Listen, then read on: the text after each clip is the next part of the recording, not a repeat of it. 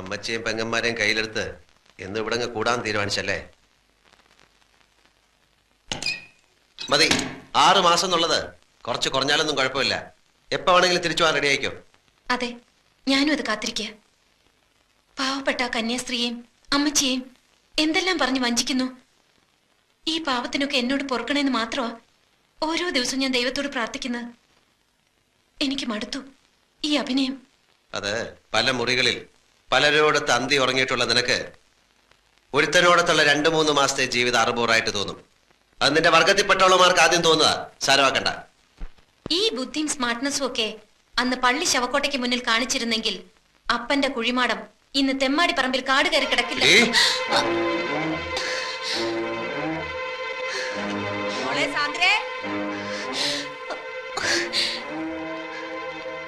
എനിക്കറിയാം ഇക്കാര്യം പറഞ്ഞാൽ നിങ്ങൾക്ക് ഉത്തരം മുട്ടുമെന്ന്. നിങ്ങളൊന്ന് തോൽക്കുന്നത് കാണാൻ വേണ്ടി മാത്രം പറഞ്ഞതാ. മഹത്തായ വിജയങ്ങൾക്കിടയിൽ ചെറിയ ചെറിയ ചില തോൽവികൾ നല്ലതാ.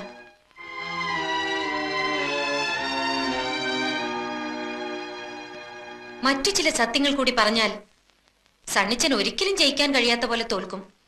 പറയട്ടോ. സാധാരണ ഇത്തരം കാര്യങ്ങൾ പറയുമ്പോ സന്തോഷം കൊണ്ട് ഭാര്യ എടുത്തു പൊക്കുകയും ഉമ്മ വയ്ക്കുകയൊക്കെയാണ് പതിവ്. സിനിമയിലും കഥാപുസ്തകത്തിലൊക്കെ അങ്ങനെയാ. ഇവിടെ ഇപ്പോ എന്നെ കൊല്ലാണ്ടിരുന്ന ഭാഗ്യം. നിങ്ങളൊരച്ഛനാകാൻ പോകുന്നു. ഞാൻ ഗർഭിണിയാണ്. സംശയിക്കണ്ട, 4 മാസത്തിനുള്ളിൽ വേറൊരാളുടെ കൂടെ ഞാൻ പോയിട്ടില്ല. ഇത് പാലോ മറ്റത്തെ റോയൽ ബ്ലഡ് തന്നെയാ.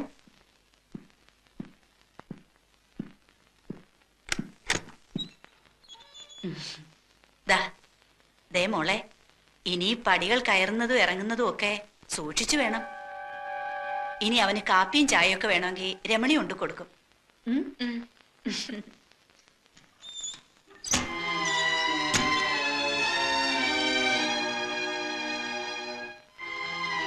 നിങ്ങൾ നോക്കി ഭയപ്പെടുത്തണ്ട. അമ്മച്ചിയോട് ഞാൻ പറഞ്ഞതല്ല. 4-5 പെൺകുട്ടികളെ പ്രസവിച്ച് വളർത്തി വലുതാക്കിയ അമ്മച്ചിക്ക് പറഞ്ഞറിയിക്കാണ്ട് തന്നെ അറിയാം ഇതൊക്കെ. എന്തിനുള്ള പുറപ്പാടാ നീ? സാധാരണ പെൺകുട്ടികളെ പോലെ തന്നെ 10 മാസം ഗർഭം ചുമക്കും, പിന്നെ പ്രസവിക്കും. ആ കുട്ടിയെ ഞാൻ വളർത്തും. വളർന്ന് വലുതാവുമ്പോ നിങ്ങളുടെ ആ കാർ ആക്സിഡന്റ് കഥ പറയും. സിംഗപ്പൂരിലല്ല, ഇവിടെ ഒരു ആക്സിഡന്റിൽ അവന്റെ പപ്പ മരിക്കുന്നു. പരിക്കുകളൊന്നുമില്ലാതെ ഞാൻ രക്ഷപ്പെടുന്നു. ഭയപ്പെടണ്ട. അവകാശ സമരവുമായി ഞാനും അവനും ഈ വീടിന്റെ പടി ചവിട്ടില്ല.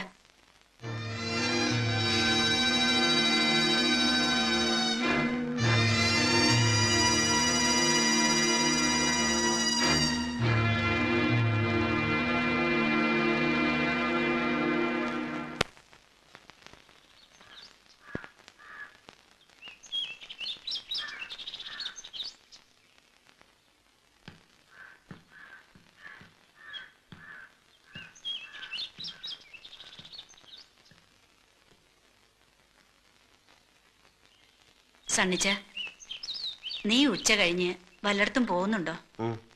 സാന്ദ്രമോളെ ആ സുഷമ ഡോക്ടറെ കൊണ്ടൊന്ന് കാണിക്കണം. അവിടെ മതി. പാലായ്ക്ക് കൊണ്ടുപോയാ പിന്നീടുള്ള പോക്കുവരെ ബുദ്ധിമുട്ടാവും. ഇനി എല്ലാ മാസവും പോണല്ലോ. മോളോട് ഒരുങ്ങിക്കൊള്ളാൻ പറ. നീയും കൂടി വരുന്നെങ്കി വാ. ഞങ്ങൾ പൊയ്ക്കോളാം. അമ്മച്ചി വരണ്ട. എനിക്ക് ടൗണിൽ പോയിട്ട് കുറച്ച് കാര്യങ്ങളുണ്ട്.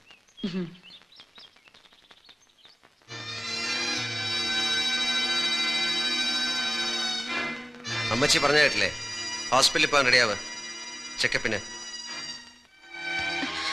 ഇനി മാസാമാസം ചെക്കപ്പ്, വിശ്രമം, പോഷകാഹാരം. കൊച്ചു മിടുക്കി തന്നെ നീ.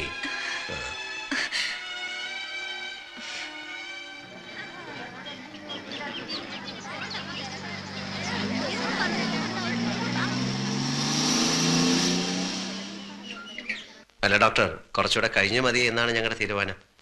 ഇങ്ങനൊരു തീരുമാനം എടുത്ത് ഒത്തിരി കപ്പിൾസിനെ എനിക്കറിയാം. ആദ്യം കുട്ടികൾ ഉടനെ വേണ്ടാന്ന് പറയും. പിന്നെ അതിനു വേണ്ടിയുള്ള പരക്കം പാച്ചിലാവും, നേർച്ചയും വഴിപാടും ഒക്കെ ആയിട്ട്. മാത്രമല്ല 3.5 മാസം കഴിഞ്ഞു എന്ന് പറയുമ്പോ ഈ ഒരു അബോർഷൻ റിസ്ക് ആണ്. എന്തിനാ ആവശ്യമില്ലാതൊരു ടെൻഷൻ എടുത്ത് തലയെ വെക്കുന്നത്? കണ്ടോ, പുള്ളിക്കാരിക്ക് തീരെ താല്പര്യമില്ല. നിങ്ങൾ ഒന്നുകൂടെ വെറുതെ സാന്ദ്ര,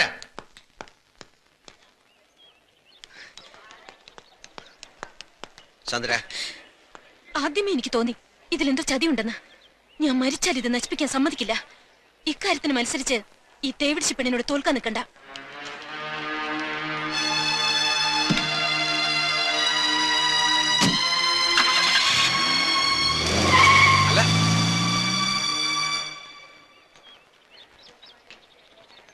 ആ നാൻസി, എന്താ ഇവിടെ? എന്തു പറ്റിയത്?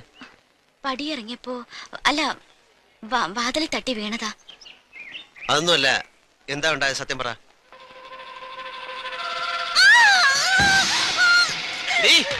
എനിക്കറിയാം നിന്റെ ഇവിടുത്തെ ചുറ്റിക്കളിയൊക്കെ. പാലോ മറ്റത്തെ സണ്ണിച്ചെന്റെ അടുത്തില്ലല്ലോ നിന്റെ ഈ പാതിവൃത്തി ഒന്നും. മിണ്ടി പോവരുത്, ചവിട്ടി കൊന്നുകളയും ഞാൻ.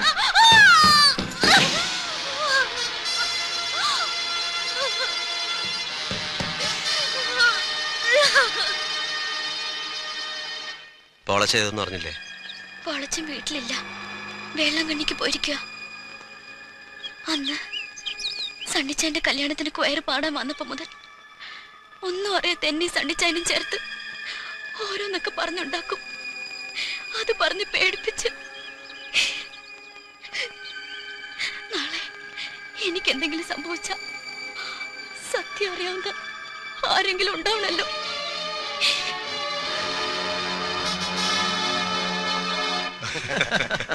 ഒരു ലക്ഷം മതി. പക്ഷെ വേറൊരു കാര്യമുണ്ട് പറയാം.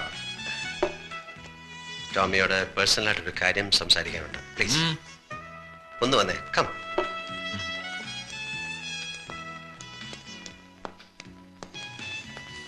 അനാവശ്യമായി ആവശ്യമില്ലാത്തടത്ത് എന്റെ പേര് വലിച്ചഴിക്കരുത്. മനസ്സിലാവുന്നില്ലേ? തൊട്ടിത്തരം കാണിക്കുന്നതിലും ഒരു മാനേഴ്സും പ്രിൻസിപ്പലും ഒക്കെ വേണം. അറ്റ്ലീസ്റ്റ് വീടിനകത്തെങ്കിലും അമ്മയും പെങ്ങന്മാരെയും തിരിച്ചറിയാനുള്ള വകതിരിവ് അത് വേണം. ആ ബോധം. അതിനി നിന്റെ വീട്ടിൽ പെങ്ങന്മാരൊന്നുമില്ലല്ലോ. ഒരുത്തി മടത്തി ചേർന്ന്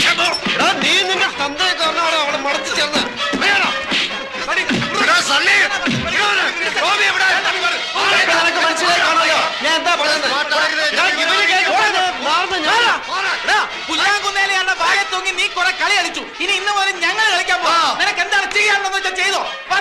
യോമാനെ തൊട്ടാൽ നമ്മുടെ കൈ നാറും. എങ്ങനെയായിരുന്നു എന്റെ പെർഫോമൻസ്? കുറച്ച് നാളായിട്ട് യോമാർക്കിട്ട് ഒരു കൊട്ടു കൊടുക്കണമെന്ന് വിചാരിച്ചിരിക്കുന്നു. യോമാനെ നമുക്ക് ഡീലേ സണ്ണിച്ചാ കാണിച്ചേരാ.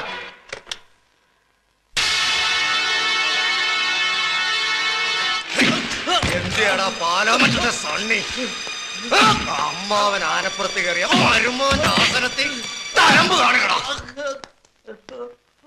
ഇവനെ എന്തിനാ അറസ്റ്റ് ചെയ്ത്? അവൻ പണം വെച്ച് ചീട്ട് കളിച്ചു. അറസ്റ്റ് ചെയ്തു. സാക്ഷികളുണ്ട് ഇവിടെ. അല്ലെങ്കിൽ തന്നെ ഇവനോട് ഇതൊക്കെ പറയുന്നതിനാ? ആണുങ്ങൾ തമ്മിൽ തല്ലി തീർക്കുന്നത് നേർക്ക് നേരെ എന്നാ. എന്റെ വീട്ടിലെ പട്ടിക്കെട്ട് തല്ലണേലും നിനക്കൊക്കെ ഇവന്മാരുടെ പിൻബലം വേണം. ഞാൻ ഇവനെ കൊണ്ടുപോകാൻ വന്ന. വിട്ടില്ലെങ്കിലോ? വിട്ടേ പറ്റൂ. ഞങ്ങൾ ലീഗലായിട്ടാണ് വന്നിരിക്കുന്നത്. ഇതാ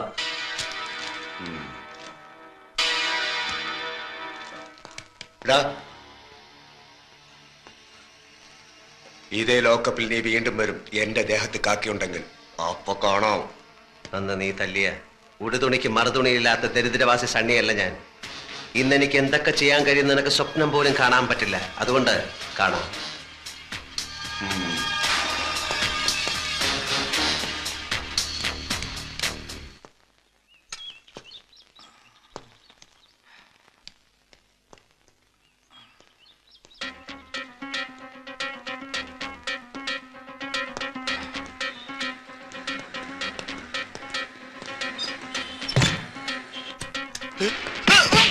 മിണ്ടിപ്പോകരുത്, കൊന്നുകളഞ്ഞ ഞാൻ.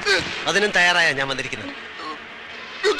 ഒരു മെഡിക്കൽ സർട്ടിഫിക്കറ്റ്, പൈലി പോലീസ് ലോക്കപ്പിൽ വെച്ച് ക്രൂരമായ മർദ്ദനത്തിനിരയായി എന്ന് തെളിയിക്കുന്ന ഡോക്ടറുടെ വിലയേറിയ ഒരു സർട്ടിഫിക്കറ്റ്. നീ അവന്റെ രോഗവിവരം ഇവിടുത്തെ രജിസ്റ്ററിൽ എങ്ങനെ എഴുതുമെന്ന് എനിക്കറിയാം. ബാത്റൂമിൽ വീണെന്നോ അല്ലെങ്കിൽ വല്ല ലോറി ഇടിച്ചെന്നോ കള്ളക്കഥ ചമയ്ക്കാനും കള്ള പോസ്റ്റ്മോർട്ടം സർട്ടിഫിക്കറ്റ് കൊടുക്കാനും നീ സമർത്ഥനാണെന്ന് അന്ന് വർഷങ്ങൾക്ക് മുമ്പ് എന്റെ അപ്പന്റെ കാര്യത്തിൽ തെളിയിച്ചത്. അതുകൊണ്ട് തന്നെയാണോ മറ്റൊരു ആശുപത്രിയിലും കൊണ്ടുപോകാതെ പൈലെ ഇവിടെ തന്നെ ഞാൻ കൊണ്ടുവന്നത്. എഴുത് എഴുത്.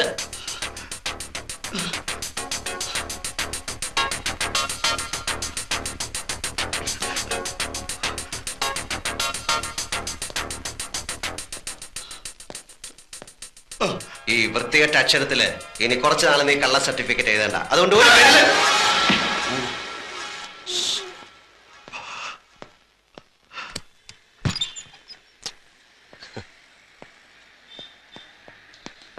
വക്കീൽ സാറേ, എന്ത് ഒഫൻസ് ആയാലും ഈ മെഡിക്കൽ സർട്ടിഫിക്കറ്റ് വെച്ച് CI ദാമോദരൻ നായരെ ഒരു ദിവസത്തേക്ക് സസ്പെൻഡ് ചെയ്യിക്കാൻ സാറിന് പറ്റുമോ?